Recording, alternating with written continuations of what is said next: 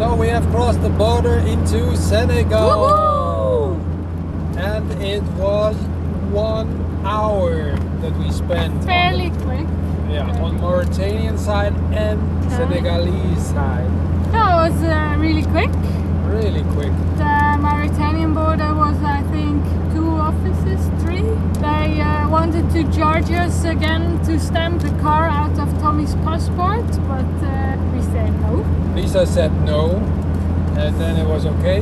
They just try to get money, and yeah, everywhere. If you give in, they get it, and if you know the rules, you say no. But then we had to wait because there was a really old gate with a lock, key lock, and then a guy had to open it up. But other people from Senegal who wanted to go to Mauritania, they just went to the guy like, open the gate. And then we went to Senegal, and there was a huge colonne of Dutch people. They donate money. Yeah, to Guinea. They go to Guinea, and they have 20 plus cars, and they collect money and they donate that, and then they also donate the cars that they drive in. I think they catched us in Mauritania, and then we catch them because one of them had to check the oil. Then we had lunch, then they passed us again, all honking and waving. But we saw them again at the border, and now we are in front of them because they have to wait for all the stamps and all that. We also got a 1 month insurance at the border. I'm not sure if we really needed that, but I read different kind that you have to show it already when you drive to Saint-Louis. Some said they didn't have to show it, so that's why we only bought 1 month, because in Saint-Louis and Dakar it's way cheaper to buy car insurance. I texted a few numbers I found on Overlander to get the insurance, and she was the quickest at the cheapest. So that's why we bought 1 month insurance, because that's the bare minimum you can. SIM cards we bought because we thought we don't want to hassle and find SIM cards the next days, as we have to drive to Dakar in 48 hours to stamp our carnet de passage, which is time consuming enough to go to Dakar and do that, so we just bought SIM cards as well. Yes. As in Mauritania we didn't do that, and then we had to go into town, and it took us half a day.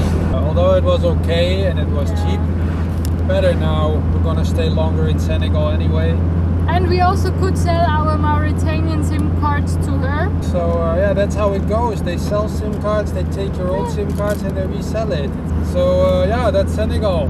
Whee! Right, Senegal is the top country for speed humps. Every now and then there is a speed hump. Every 50 meters. They're not very well painted, so sometimes you don't really see them, which is sort of a good strategy. They do have signs next to the road saying that there is a speed hump. Speed hump. After a 5-hour drive, we reached Dakar, the capital of Senegal. After we had stamped our carnet de passage somewhere in the east of Dakar, we went out for a walk to change our Mauritanian money, explore the city, and walk towards the most western point of Africa.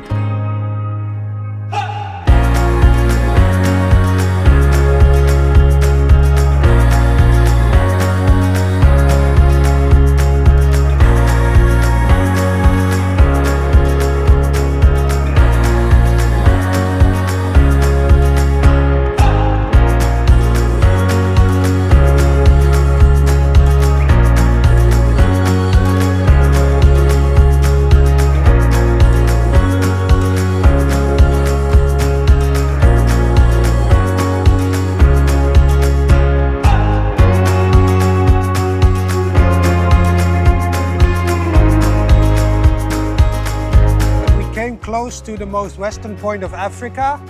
We had to ask a very nice security guard, showed us halfway towards the point and let us in because it's a private terrain now. And we are on the most western point of Africa. Woohoo! There's a lighthouse in the back. From our apartment to here, it took us 45 minutes. Obviously, it took longer because we also stopped for coffee and we just walked very slow. It's not as hot as in Mauritania. Obviously, you have the breeze from the coastline, from the sea. The walk was nice. The people are very friendly. It's a colorful town.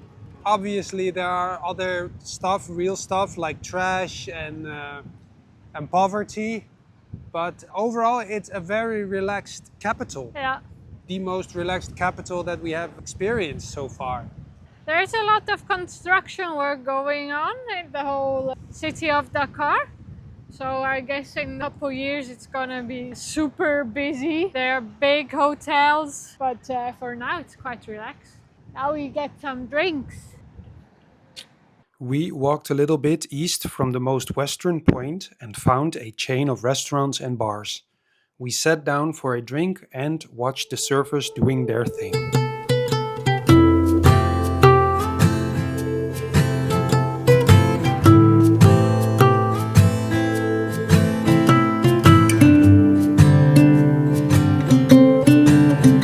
After this, we took a taxi towards the southern side of Dakar to visit the Médina, one of the city's oldest and most vibrant neighborhoods, famous for its rich cultural heritage, bustling local markets, and status as an incubator for Senegalese artists and musicians.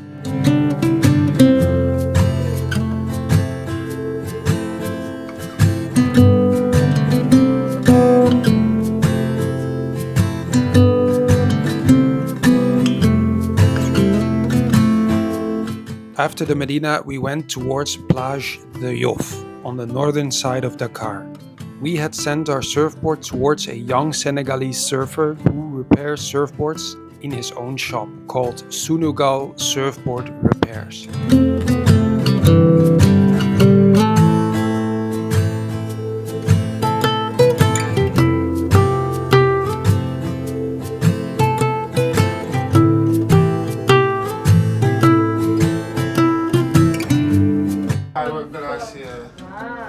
Try to give like a Senegalese identity. Yeah, looks cool.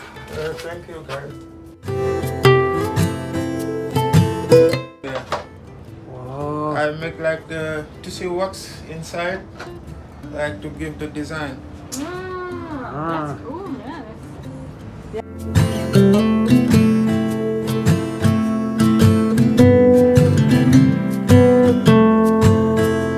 After picking up the surfboard, we made our way out of Dakar to have a look at the famous Lac Rose, also known as Lake Retba. It's famous for its striking seasonal pink color caused by Dunalia salina microalgae. It is one of the saltiest lakes in the world. Unfortunately, the lake is most pink between November and May, but this did not stop us from enjoying the scenery and the surroundings.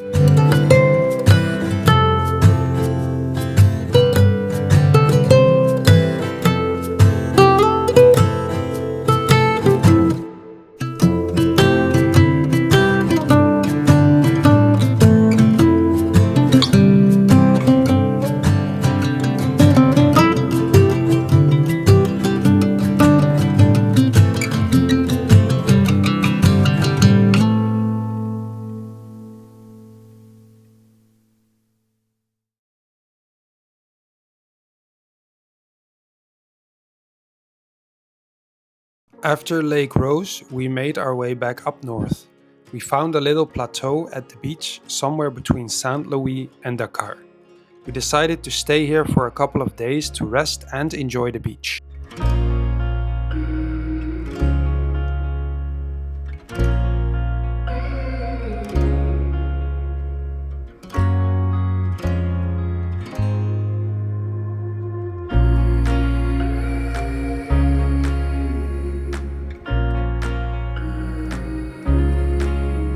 Locals would drive on the beach and got stuck. Then they saw our car and asked for the sand plates. Also, the local kids were very interested in our car and came now and then to have a look and a chat.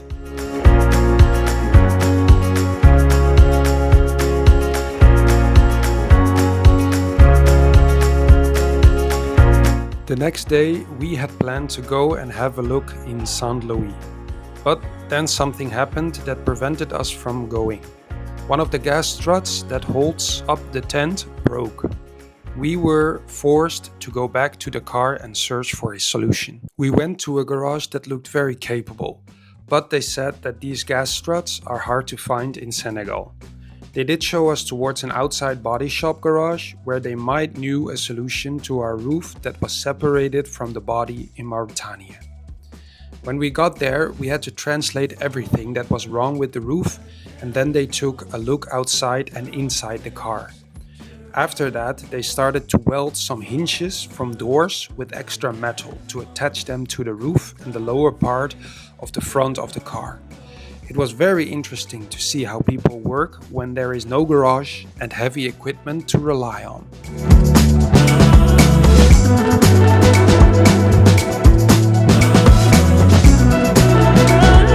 After the body shop experience, we had to remove the gas struts and look for new ones online.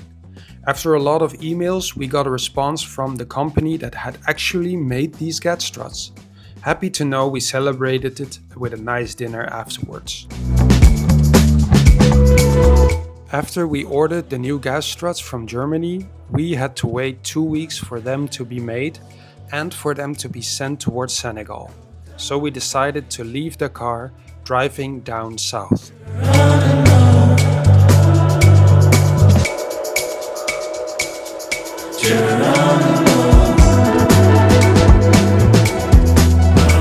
After a long drive, Lisa found a camping on Overlander that had great reviews and rooms we could rent because of the fact that our tent did not open anymore. This camping is called the Sleeping Camel, and a little did we know how great of a place this would be. The next day, we would walk around exploring the area that would be our home for a few weeks.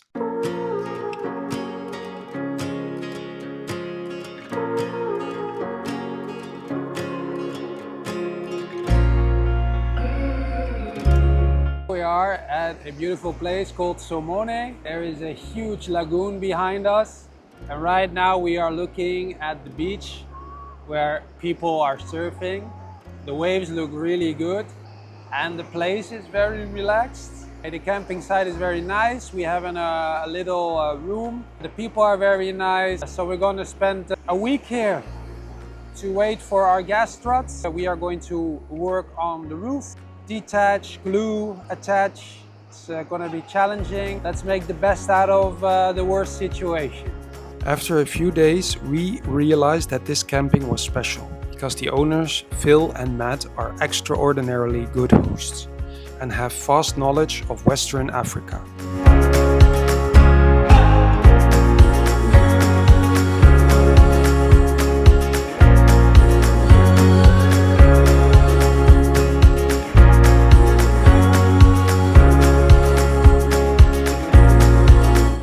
Bonjour. S'il vous plaît, 4 croissants, un baguette.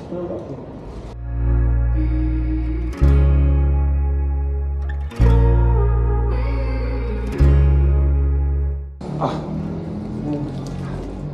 Merci madame. C'est bon, bonne journée.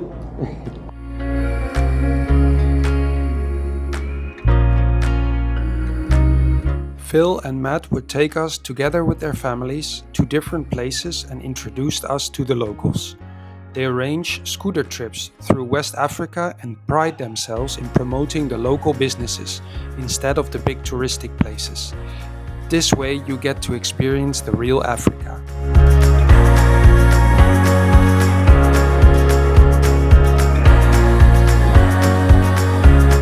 Since we had to wait for our gas struts, we decided to fix our front roof. We lifted up our front roof with some bricks and started to remove all the sigaflex from the repairs in Mauritania.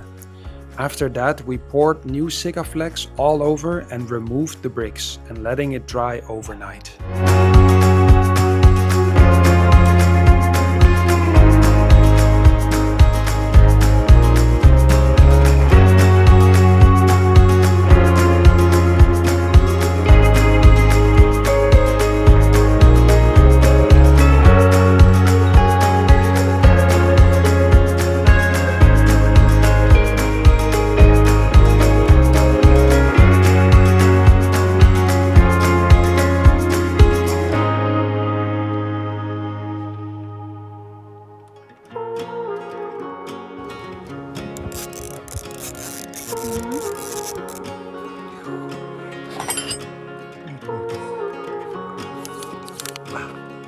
Always get your screws back.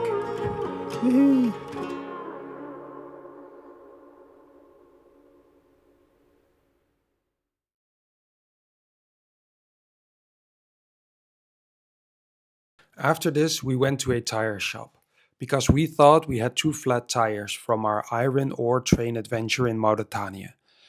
But it turned out that they were not properly on the rim. After this quick fix, the man also shot some new rivets in our front roof where our door hinges were placed by the Dakar body shop.